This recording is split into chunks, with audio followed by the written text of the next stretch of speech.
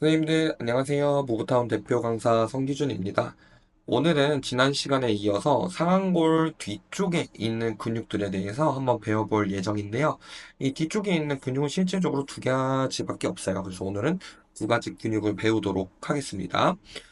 일단 이 두 가지 근육은 먼저 말씀을 드리면 상완 삼두근과 주근이라는 근육인데요.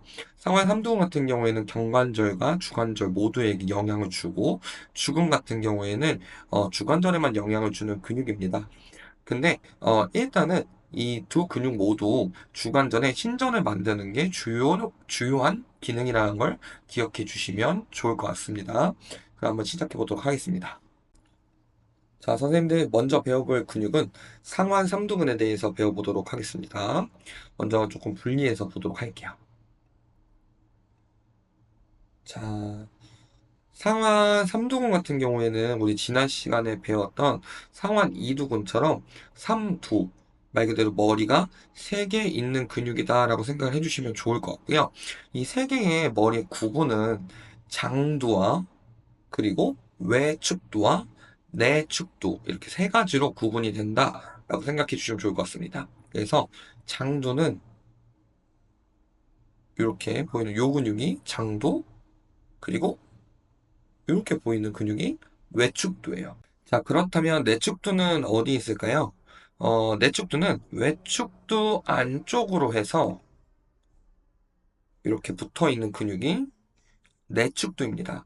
그래서 내측두 같은 경우는 실질적으로 근육을 겉에서 봤을 때는 보이지가 않아요. 그래서 이렇게 뒤집어 까야만 볼 수 있는 근육이다라고 생각해 주시면 좋을 것 같습니다. 자, 기시점을 조금 더 자세히 보면 일단 장두 같은 경우에는 어디서 시작하냐면 옆에서 견갑골을 봤을 때 우리 견관절에서 어깨 관절에서 이 상완골두와 이제 관절을 이루는 이 부분이 관절와라고 말씀드렸죠. 그래서 이 관절와의 위쪽에도 결절이 하나 있었는데 여기서는 이제 상완 이두근의 건이 이렇게 붙어 있었던 거를 기억하실 거예요.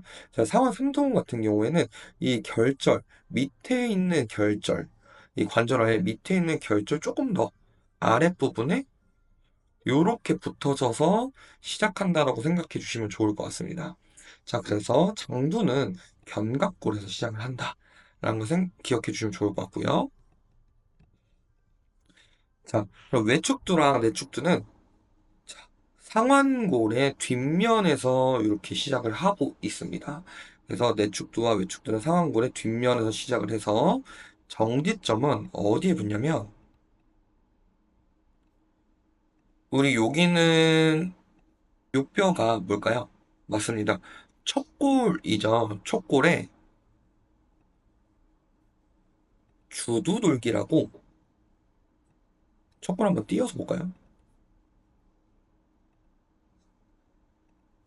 척골 띄어서 보면 이렇게 갈고리 모양으로 생겼고 상완골을 물고 있는 형태로 생겼다고 생각해 주시면 돼요. 그래서 여기 이렇게 튀어나온 부분이 주두돌기라는 부분인데 여기에 와서 붙게 됩니다.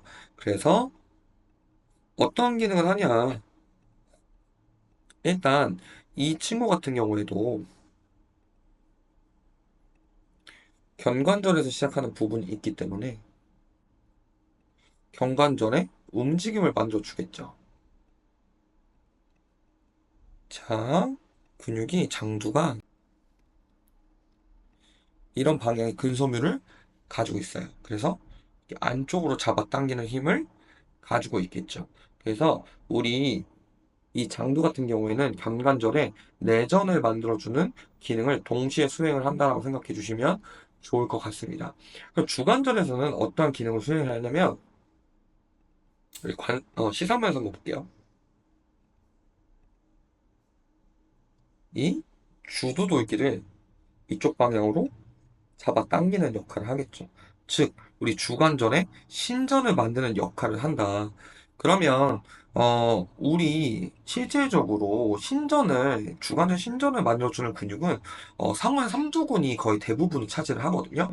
주근은 사실 많은 신전력을 만들어낼 수가 없어요. 근육이 작기 때문에 그게 좀 어려운데, 그렇기 때문에 머리가 이렇게 세 개나 붙어 있다고 생각해 주시면 좋을 것 같고, 그 중에서 우리 지난번에 앞쪽 근육을 배웠을 때 상완근 같은 경우에는 사역근의 역할을 한다라고 말씀을 드렸잖아요. 이 삼두근에서도 사역근의 역할을 하는 게 바로 내측두가 사역근의 역할을 한다. 내측두가 사역근의 역할을 하고요. 그 다음에 이제 조금 더 우리가 저항의 강도가 커지면 커질수록 그 다음 동원되는 순서가 외측두가 동원이 되고 마지막으로 장두가 동원이 된다. 즉, 내측두는 항상 쓰이고, 그 다음에 조금 더 높은 강도 올라가면 외측두, 더 높은 강도로 올라가면은 장두까지 사용이 되는 게 이제 상완 삼두근이다라고 생각을 해주시면 될 것 같습니다. 이렇게 확인을 해볼 수가 있고요. 다음 주근을 한번 볼게요. 주근 같은 경우에는 우리나라 말로 하면 주자가 이게 팔꿈치 주자잖아요. 그래서 팔꿈치근이라 부르는데 주두돌기 이 밑에서 시작해서 이 외측 상과 쪽으로 방향이 붙게 됩니다. 그래서 이렇게 붙는 기능을 한다. 이렇게 잡아 당기는 기능을 한다.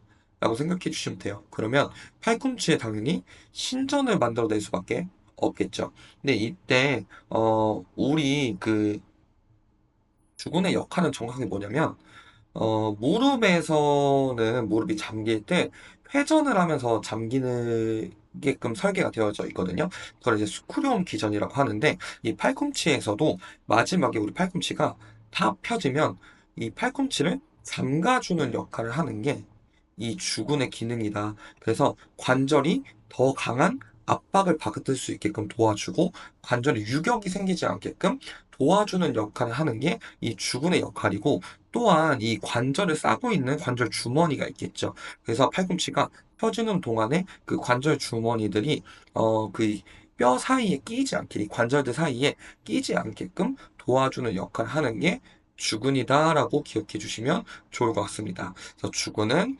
당연히 팔꿈치에 신전을 만들지만 메인 근육인 아닌 이제 보조근으로서 작용을 하고 이제 관절랑을 잘 정리해주는 역할과 팔꿈치가 이격되지 않게끔 신전하는 동안 이격되지 않게끔 잘 맞물릴 수 있게끔 꽉 잠길 수 있게끔 도와주는 기능을 한다는 걸 기억해 주셨으면 좋겠습니다.